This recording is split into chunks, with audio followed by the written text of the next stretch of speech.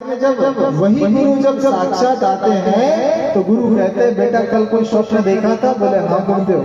बोले याद है? बोले हाँ गुरुदेव। बोले तो लाओ हमारा राज्य। अपना राज्य अपने गुरु को दे दिया। कह सकता था गुरुदेव स्वप्न में ही तो देखा था, साक्षात थोड़ी ना देखा था। लेकिन अरे स्वप्न में भी अपना राज्य दान कर दिया तो सत्य पर भाइयों बहनों राजा हरिश्चंद्र अडिग रहे। और राजा हरिश्चंद्र का नाटक देख करके मोहनदास करमचंद गांधी ने संकल्प ले लिया कि आज के बाद जीवन में कभी असत्य नहीं बोलूंगा।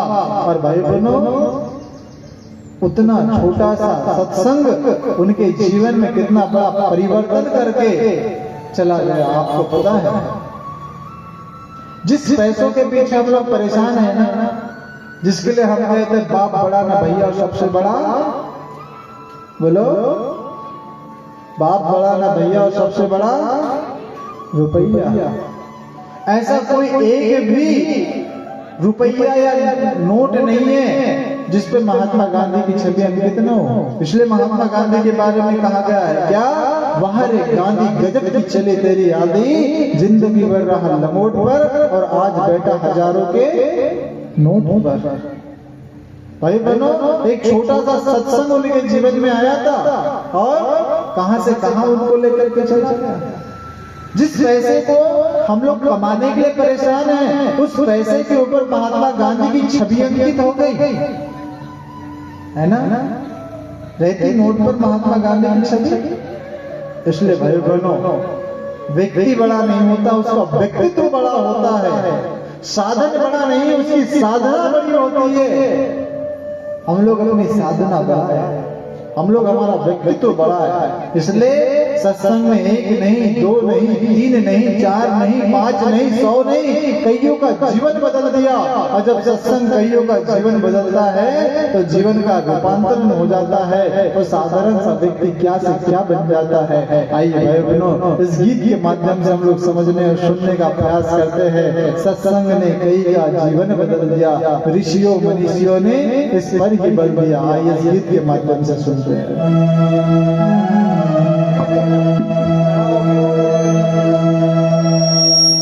सत्संग कईगा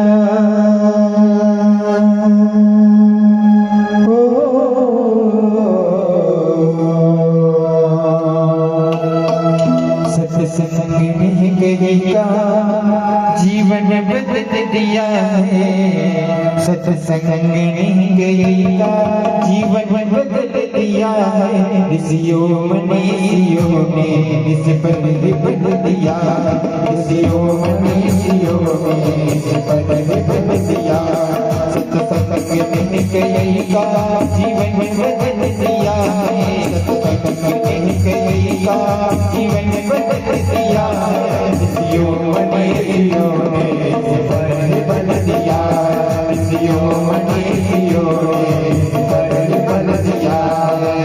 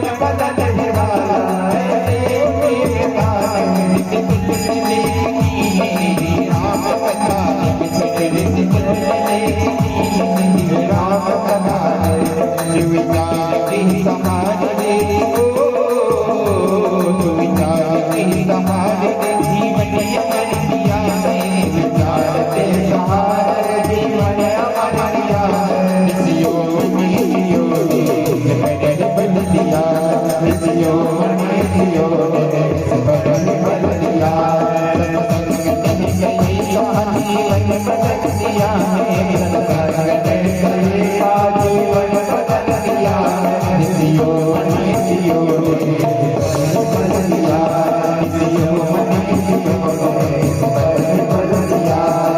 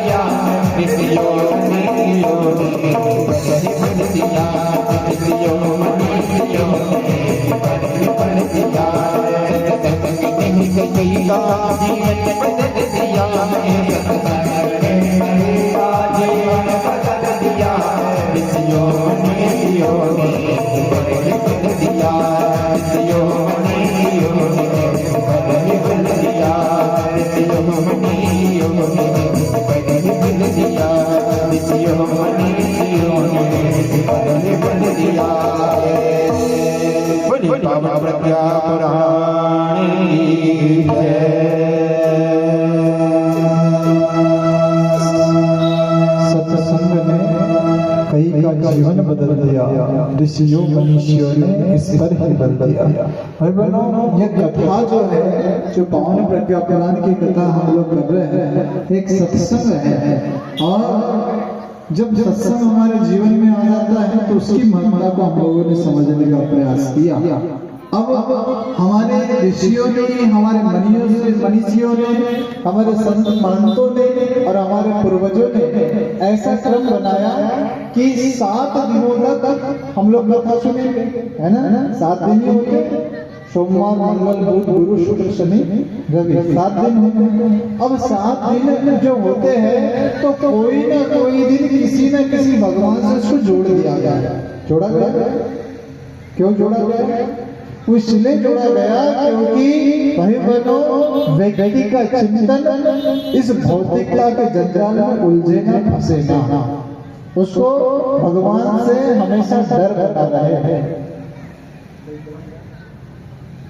अब जब भगवान से जब डर बना रहेगा, सोमवार का दिन है, कई लोग सोमवार को उपवास करते हैं, है ना, उपवास करते हैं। किसका? भगवान शंकर जी का। भगवान शंकर जी किसके देवता हैं? वो ज्ञान के देवता हैं। भगवान शंकर जी के बारे में बाइबल में क्या कहा जाए? भगवान शंकर जी के बारे में कहते हैं कि भगवान शंकर जी का पैर के नख से लेकर के सिर की चोटी तक ज्ञान देते हैं। अब जिस भगवान का हम उपवास करते हैं, उसका चरित्र, उसका चिंतन भी हमारे जीवन में आना चाहिए।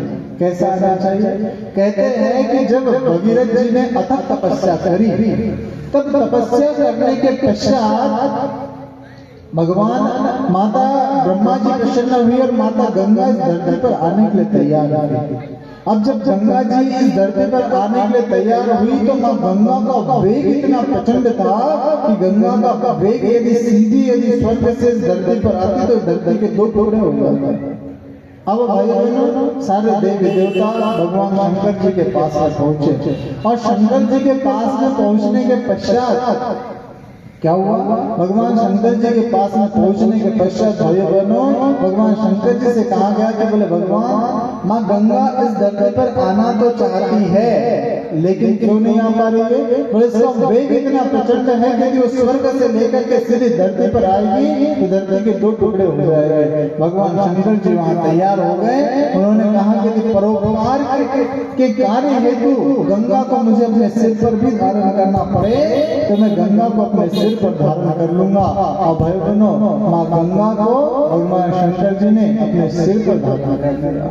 अर्थात गंगा जब गंगोत्री से निकलती है, गोमुख से निकलती है और गंगा सागर तक जाती है तो न जाने कितने भाई बहनों लोगों का जीवन धन्य करके भी जाती है, न जाने कितने किसानों का जीवन नौनिहाल करके भी जाती है। और गंगा वो पानी स्वयं नहीं पीती है, न जाने कितने लोग तर्पण करते हैं, कितने अंत्येष्टि करते हैं और अंत्येष्टि करने के पश्चात भाई बहनों कितने लोग परोपकार के मार्ग से उस गंगा के जल में स्नान करते हैं और गंगा कितने लोगों का परोपकार करती है। अर्थात जो भगवान शंकर जी को मानने वाले लोग हैं उनको सबसे पहले जो माँ गंगा भगवान शंकर जी ने अपने सिर पर धारण करके रखी है। भगवान शंकर जी की सिर भी गंगा सबसे पहले प्रेरणा ये देती है कि मनुष्य का मस्तक में हमेशा विचार परोपकार का होना चाहिए।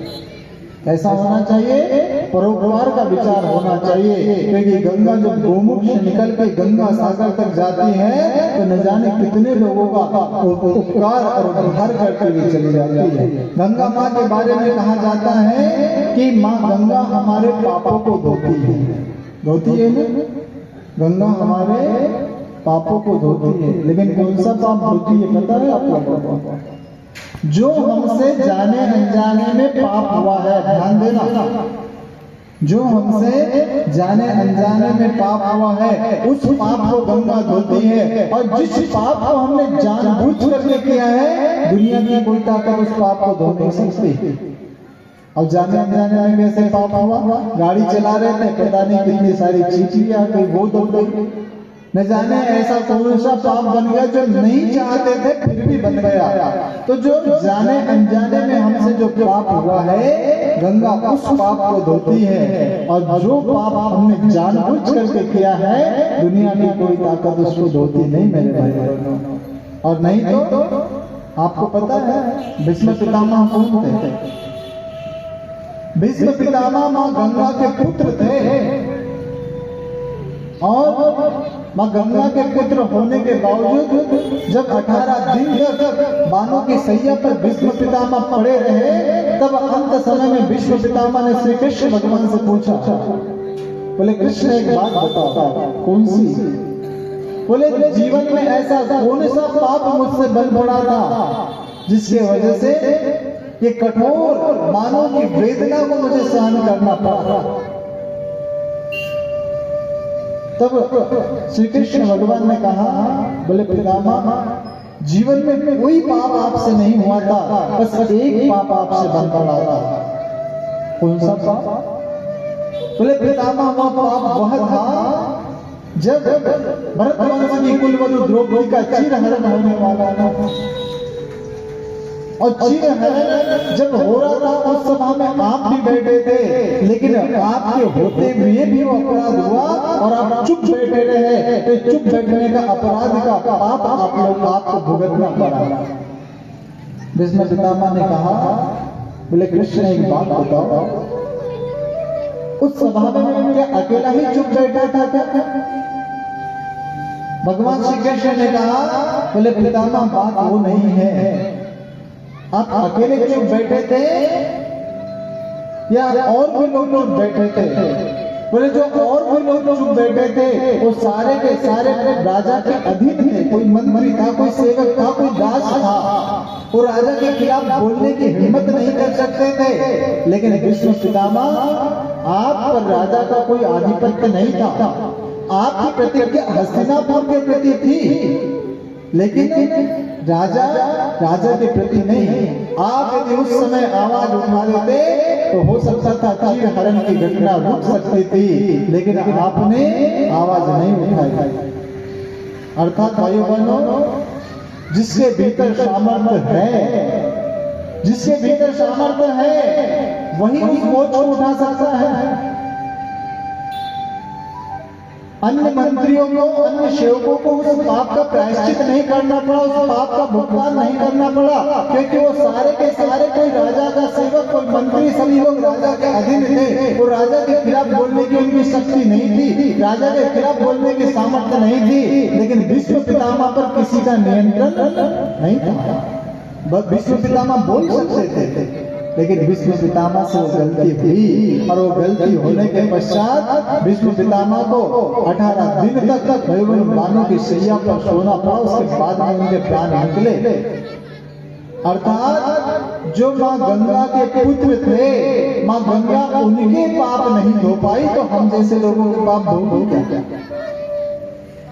भाई बहनों, गंगा वो पापों को धोती है जो हमने जाने अनजाने में किया है, और जो पाप हमने जानबूझ करके किया है, दुनिया की कोई ताकत उसको धो नहीं सकती है। भगवान शंकर जी के सिर पर जो गंगा धारण की है ना, और भगवान शंकर जी को मानने वाले, उनकी उपासना करने वाले परिजन जिस बात को समझे, भगवान शंकर जी के सिर की गंगा सबसे बड़ी प्रेरणा देती है कि मनुष्य परोपकारी बने, क्योंकि भाइयों बहनों परोपकार के लिए गंगा का प्रादुर्भाव इस धरती पर हुआ था। परोपकार कर ही गंगा इस धरती पर आई। जब सगर जी के 60,000 पुत्रों को मुक्ति चाहिए थी, उनका तर्पण करना था। भाई बहनों, हम लोग विचार करके देखें कि सगर जी के 60,000 पुत्र कैसे रहे होंगे। किसी ने विचार किया है कैसे? भाई बहनों, कहा जाता है कि जितने लोग मरे थे, जितने लोग जल करके भस्म हुए थे, वो सारे के सारे सगर जी के राज्य के परिजन थे, प्रजाजन थे। और जो सगर जी थे वो सारे प्रजाजनों को अपने पुत्र के समान मानते थे। और सगर जी ने कहा कि जो 60,000 मेरी प्रजा मरी है, मुझे उस प्रकार से दुख हो रहा है जैसे अपने पुत्रों को मरने के पश्चात में दुख को प्राप्त होता, उतना दुख मैं आज प्राप्त कर रहा हूँ। इसलिए भगवान सगर जी के 60,000 पुत्र कहे जाए। गंगा आई धरती पर, सगर जी के 60,000 पुत्रों का उद्धार किया, और तब से लेकर के आज तक न जाने परोपकार कितना करते भी जा रहे हैं। उसके पश्चात भगवान शंकर जी के सिर पर क्या है? बोलो क्या है? आवाज मुझ तक आनी चाहिए। यह मस्तक के पास चंद्रमा, दूज का चंद्रमा भगवान ने अपने मस्तक पर धारण करके रखा है। ये चंद्रमा काय का प्रतीक है? ये चंद्रमा शीतलता का प्रतीक है भाई बहनों। हमारा मस्तिष्क कैसा होना चाहिए? ये शीतल होना चाहिए, क्योंकि चाहे कितने भी भीषण गर्मी हो, विचार करके देखिए भगवान शंकर जी ने चंद्रमा इसलिए धारण किया है कि मस्तिष्क कैसा होना चाहिए, जिसके बारे में न कहा जाना चाहिए। उस बात पर भाई बहनों जिस हलाहल को पी रहे थे, तो हलाहल को पीते समय उन्होंने उस हलाहल को अपने कंठ में धारण कर लिया, लेकिन तो हमारे लिए हानिकारक होगी और कंठ के बाहर भी चिंतन को, ऐसे विश्व की बातों को अपने कंठ में हम लोगों को समाहित कर लेने की आवश्यकता है। ये भगवान शंकर जी की प्रेरणा। सोमवार के दिन जब भगवान शंकर की हम उपासना, सांप का क्या गुण होता है पता है? हाँ भाई बहनों, यदि सांप के ऊपर आपका कभी गलती से पैर पड़ गया, छोड़ता नहीं है ना। इसलिए गुरुदेव जी ने कहा कि बेटा एक हाथ में माला और एक हाथ में तो घसीट करके चलना पड़ता है, और उसके बाद में मनुष्य को बाबा में दिख दियाना, बड़े बड़े डंडे लेते हैं और मुझे मारने के लिए तैयार हो जाते हैं। शंकर बाबा ने कहा बोले तो चिंता मत कर, तुझे अपने गले का हार बना दूंगा। और गले का जो हार होता है ना भाई बहनों, ये सबसे प्रिय वस्तु होती है, तभी उसको गले का हार बनाया जाता है। जो बहुत ज्यादा प्रिय होता है ना, उसे प्रणाम से काम नहीं चलता तो फिर गले मिला लिया जाता है। प्रिय है ना, गले मिला लिया जाता है। जो तुम्हें मारता है वही मनुष्य जब मेरे संपर्क में तुम्हें देखेगा तो तुम्हारी पूजा करने लग जाएगा। इसलिए भाई बहनों, दुष्ट से दुष्ट व्यक्ति भी जब भगवान के साथ में संग कर लेता है, उसके गले का हार बन जाता है, तो भाई बहनों भी पूजा के योग्य हो जाता है। सर्प जैसा विषधर। इसलिए हम लोगों को शिक्षा लेने की आवश्यकता है। भगवान शंकर जी ने पूरे शरीर में क्या उड़े रखी है? भस्म। क्या भस्म रखी है? या कंगाल व्यक्ति की राख है, ये ज्ञानी की राख है, अज्ञानी की राख है, लेकिन मरने के पश्चात सभी के राख का कलर एक सा होता है। इसलिए प्रत्येक व्यक्ति को अपनी मृत्यु का भय हमेशा स्मरण करना चाहिए। परम पूज्य गुरुदेव कहा करते थे कि बेटा दो चीजों का हमेशा व्यक्ति ध्यान रखे, एक तो भगवान का और दूसरा अपनी मृत्यु का। अब हम लोग कहते हैं कि साहब मृत्यु तो बहुत होता है, कि भगवान मेरी मृत्यु ना हो। ब्रह्मा जी ने कहा कि बोले साहब ऐसा नहीं हो सकता, जो इस धरती पर पैदा हुआ उसको मरना पाएगा।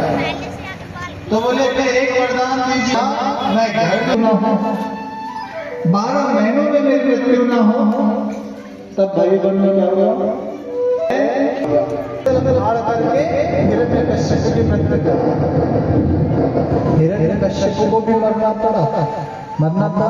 भगवान शंकर जी यहाँ पर वही शिक्षा दे रहे हैं कि जो भी इस धराधाम पर आया है उसे एक न एक दिन मृत्यु को प्राप्त होना पड़ेगा। और जब ये शिक्षा व्यक्ति ले लेता है तो सोमवार का भगवान शंकर जी का उपवास करना सार्थक हो जाता है। और नहीं तो फिर